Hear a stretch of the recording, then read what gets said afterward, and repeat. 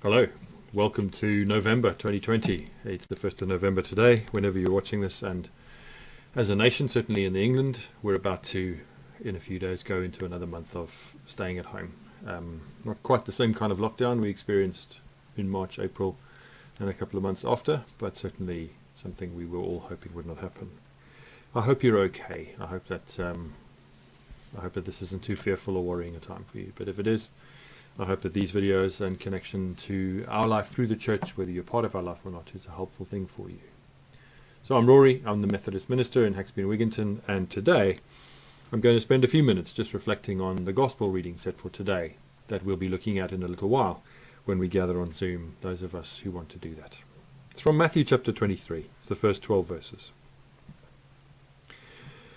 Then Jesus said to the crowds and to his disciples, "The scribes and the Pharisees sit on Moses' seat. Therefore do whatever they teach you and follow it, but do not do as they do, for they do not practice what they teach. They tie up heavy burdens hard to bear and lay them on the shoulders of others, but they themselves are unwilling to lift a finger to move them. They do all their deeds to be seen by others, for they make their phylacteries broad and their fringes long. They love to have the place of honor at banquets and the best seats in the synagogues and to be greeted with respect in the marketplaces and to have people call them rabbi. But you are not to be called rabbi, for you have one teacher, and you are all students. And call no one your father on earth, for you have one Father, the one in heaven. Nor are you to be called instructors, for you have one instructor, the Messiah. The greatest among you will be your servant. All who exalt themselves will be humbled, and all who humble themselves will be exalted." Jesus is well into the last week of his life when we read these words in the writer of Matthew's account of his life. And he's taking an unashamedly strong stance against the religious leaders of the day. Politics aside, he sees in them a distinct lack of connection between what they say and proclaim and require of others as good Jewish practice, and then their own conduct. And not so much just what they do, but what they seek, what they need, what they take from their position of authority, of power, of respect. I'm always fascinated in the UK whenever there's an election or any political party, the major parties chooses a new leader, they get there's an election race, there's always one question that comes up, and the question is asked of almost everybody that ever offers for high political office. Have you ever taken drugs in any form? And of course, lots of them say, well, yes, when I was a student, when I was younger, when I was young, I did. And of course they have to say what a terrible thing I did. Some seize upon that reply, and I'm not condoning drug use at all, but some seize upon that reply and say, you see, we can't trust them now.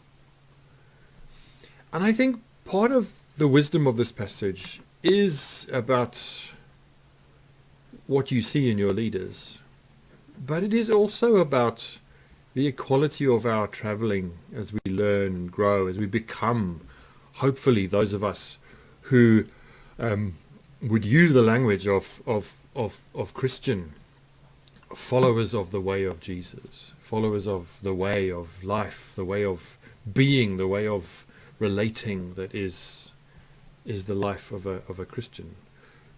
Large parts of it not uniquely Christian, true to the and consistent with the deep wisdom and truly religious practices of all the major faiths in the world, when it comes to humility, when it comes to pride, when it comes to position of authority, when it comes to what we want to get from it, as much as what we want to give to it. A similar thing happened some years ago. Jamie Oliver, I think it was in the middle of Jamie Oliver's school dinners campaign, Yeah, it was a really contentious thing in many people's minds. But during that campaign, I think someone took a photograph of Jamie Oliver around the back of one of his restaurants, I think, having a break and eating a burger from McDonald's. And that was on the front page of the newspapers, and people were saying, you see, you can't trust Jamie Oliver to say anything sensible about the healthiness of our school dinners when he eats a Big Mac. Well, of course, that's nonsense, isn't it? I mean, Jamie Oliver might have a Big Mac problem. We don't know. I don't think so. But the fact of holding to the value of nutrition for children in the schools doesn't mean you can't have a takeaway every now and then. In the same way that for politicians, for all of us, we all have our lives coloured by the inconsistency within us. Now, of course, Jesus is talking about people who are taking it far beyond that. These Pharisees and scribes don't just seem to be somehow travelling with their own inconsistencies and learning as they go within the positions that they hold. They very clearly, in the way Jesus describes them, seem to be taking advantage of the platform that they have and the fact of being given it by others. Jesus doesn't say they don't know what's right and good. He says to the crowd, listen to them, do what they say, because what they say is in large part what you have of a good pattern, a good roadmap for following the ways of God. But don't try to square that with their behavior, because it doesn't work very well. This is a passage about integrity. It is a passage about character. It is a passage about what we think are signs of piety, of holiness. What are signs of strength, authority, leadership? And to what extent consistency is part of those. Hugely, and we see this in our own politics in this country and other places, hugely, to what extent when they know that they have done something that was incorrect or even wrong for good or ill in terms of their reasons. And politicians make decisions. We know that right now. Politicians are making decisions they've never had to make before. And for good or ill, they make mistakes. When they can say that, is that strength? Is that weakness? Certainly the culture of our country, of our life, of our politics, of our world seems to suggest that when you're in authority, when you're in power, when you've made decisions that have even cost lives, whether that's going to war or fighting a virus, there is no space to back down, to say, we were wrong, I was wrong, with the best intentions. You see, Jesus goes on not to say to those who are listening, you need to inject some great false humility into your life. You need to become nothing. Don't call anybody a rabbi. Don't let anyone call you rabbi. Don't let anyone call you instructor. Don't let anyone look up to you because there's only God and then there's just little you. It can sound like that as we read the passage, but I'm not sure that's what Jesus means. I think Jesus is warning against the dangers of the game we all play with ourselves. I know I do. I hope you do. Otherwise I'm very alone in this. But I know I'm not, because of the conversations I have with people about their sense of being trapped within themselves. Knowing what they should do for the good of themselves or other people, whether it's about physical health, relationship, personal discipline, whatever it is. And then living with their consistent sabotaging of their very own best intentions. That is true for all of us. And I think Jesus knows that.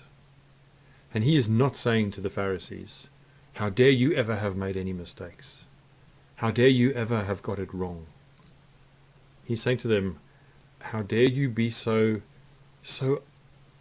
unashamed, so blasé, so relaxed about the life that you live and the life you call others to live. And the fact that the position you have means that you are treated with respect and with honor, and you like that, don't you? But it doesn't filter through into your character and your integrity and your moral, relational, organizational, spiritual leadership of people into something that is the ways of God. there's a a long and ongoing conversation in the history of Christianity about what it means to be Christian, what it means to be a follower of Jesus. For some people, it is quite clearly about a decision to confess your sins, and in that moment, a restoring, a healing, a reconciling with God, a washing clean. And that might be part of our journey with God. Certainly, those moments are there, and they've been there for me, and they've been really important moments for me, deep moments of decision and commitment. But it's very transactional in that moment. It's very much, God, you said you'd do something. I need to do something. Here it is. I'm doing it. Now will you do what you said you would do so that I can know that I'm loved, that I'm free, that I'm going to heaven? I don't know. Whatever the benefits of that are, whatever the realizations of that are. And then, of course, you have books like the Book of James, which Martin Luther called an epistle of straw. He didn't like it at all, because in the book of James, a bit like in the first letter of John in the New Testament, we find a consistent message. Your faith is made real in the things that you do with it. Your faith is made evident in the choices you make, not in the things you say, but the things you do, that the way you prioritize your life, the way you deal with other people, the way you deal with possessions, the way you deal with the daily living that is yours and mine to do. That is the measure of your Christ following. Following Jesus is not some kind of decision to put Jesus on a pedestal and worship God in that way. I mean, it fascinates me that we're still so, across this country, at least on Facebook and many other places, so preoccupied with the reopening of churches, as though the most important thing we will ever do is gather in a church and sing songs to God. And again, I've said it before, I want to say it again. I don't think God needs that. I don't think God asks that of us. I don't think that comes first in anyone's reading of the Gospels, when we are really listening to what Jesus says about what the kingdom of God looks like. Of course it's important, but it doesn't come first. And yet, for many of us, that is the center of our faith. It is the expression of our gratitude to God in some kind of shared act of agreed worship, where Jesus makes clear in so many passages that our gratitude to God is best expressed in a liberal, wonderful, inclusive generosity towards all humanity and all of creation, a responsibility, a sharing, a bringing together of all things, a reconciling, a healing, a forming of community in deep relationship that is better for all of us and true to the heart of God. We are all following, hopefully, Jesus in a lived set of values. Not a believed set of values, but beyond that, a lived set of values. And we're at various places in terms of acquiring the skills or even the appetite to live out some of those, to make them part of our practice, not just something we believe in. John Wesley, the founder of the Methodist Church, is purported to have said once, the last part of a man to be converted is his wallet. I know, it seems like people say, oh, the church is always going on about money. Well, Jesus used possessions, personal possessions, as his most powerful illustrator of a God-following life. What we do with our things is the measure of us in so many ways. No, I'm not asking you to give money to the church. I'm just saying I know that my wallet is being converted still. Perhaps yours is too. See, we're all hopefully traveling with acquiring those values, living those values, having them become not effortless, but easier for us, because they become part of who we are, not something we must consciously choose. But Jesus has strong words for people who disconnect the things they believe and the things they expect of others from the things that they're willing to do themselves. We wonder how much of our situation at the moment with coronavirus has been caused by people who think that rule, those rules about whether it's the rule of 6 or wearing a mask or staying 2 meters away or whatever the rule is, of course, but it makes sense, and people should obey. But in this moment with this, it's different, isn't it? Because it's me making a value judgment about this situation, and I want to say probably most of us have done something like that at some point in the last 9 months, at least. So I draw this to a close.